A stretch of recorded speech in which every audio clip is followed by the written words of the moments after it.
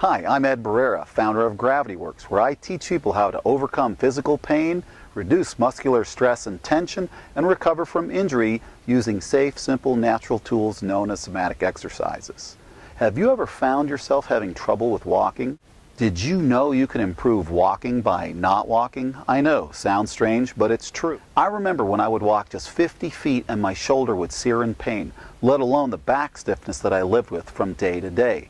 I was on a trip one time to New York City, and we were walking along, and all of a sudden it just hit me. My hips were frying, my leg was frying. Later I discovered I had sciatica. But what are you going to do? I just grinned and bare it and kept on trudging. Now at 20 we do some silly things, but as we age, hopefully we have the wisdom to learn how we can get out of situations like this. So what can we do to facilitate better walking?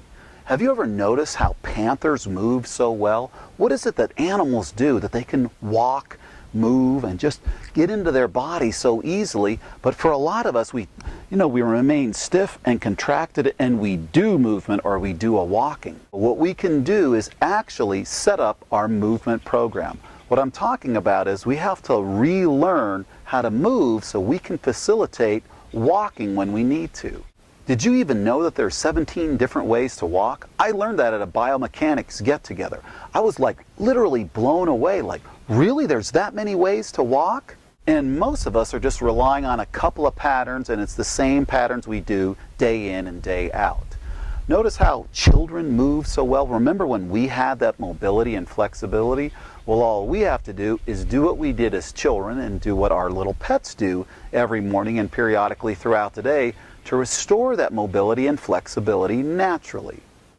When we see our little pets do their little movements in the morning, they're actually setting up their ability to move, their ability to run, to jump, to twist and turn. The things that we generally don't do when we wake up in the morning. We may just go on the walk, or we might do some kind of stretching. But what if there's a better way using our brain that's more natural to us, and it's really the kind of things we did as babies that we can facilitate as we age and from day to day?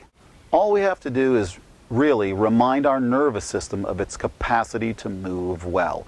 And it just takes a few minutes, a few reminders. You don't have to do 3 sets of 20. You don't have to hold on to your body for a minute and look at your watch, waiting for the stretch to be over. It's just very simple. You move, you pay attention to how you unmove, you pause, and then you move on. Now you're set up, your body is ready to move, and then you can comfortably walk. With somatic exercises, we use the brain to facilitate the changes so the muscles now are more free to move. When you have that freedom of movement, then maybe you can walk at least in 3 different ways and not in the same 2 ways that generally we find ourselves walking. Face it, it's hard to walk with stiff and contracted muscles. We all know that. And when we have any muscular aches or pains, it even makes it more difficult. So why not work on decreasing those stress and tension levels that are already in our muscles? If we can let those things go by working consciously with our movement system, and it's really quite simple, then we'll be able to walk more comfortably, our walking will be better, and it'll improve from day to day.